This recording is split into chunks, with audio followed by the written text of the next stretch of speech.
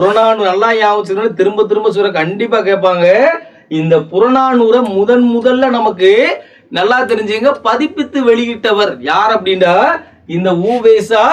எந்த வருஷம்னா 1894 அப்படின்னு சொல்றாங்க. சரிங்களா? இதே புறநானூரை ஆங்கிலத்தில் மொழிபெயர்த்தவர்கள் யார் அப்படின்னா 2 பேர் மொழிபெயர்த்திருக்காங்க. சரிங்களா? ஒண்ணு நம்ம எல்லாருக்குமே தெரியாது, ஜி.யு. போப். சரிங்களா? புறநானூரை ஆங்கிலத்துல மொழிபெயர்த்தது ஒண்ணு ஜி.யு. போப் அப்படின்னு சொல்லுவாங்க. இன்னொருத்தர் நமக்கு நான் அது மொழிபெயர்த்திருக்காரு. சரிங்களா? அவரை தான் இங்க நமக்கு சொல்லி விளக்குறாங்க. சரிங்களா? என்ன அப்படின்னா அதையும் நல்லா ஞாபகம் வச்சுங்க. கலிபோர்னியா, நல்லா தெரிஞ்ச கலிபோர்னியா பல்கலைக்கழக தமிழ் பேராசிரியர் யாருன்னா ஜார்ஜ், நமக்கு ஜார்ஜ். சரிங்களா? ஜார்ஜ் எல் நமக்கு என்னது ஹார்ட். சரிங்களா?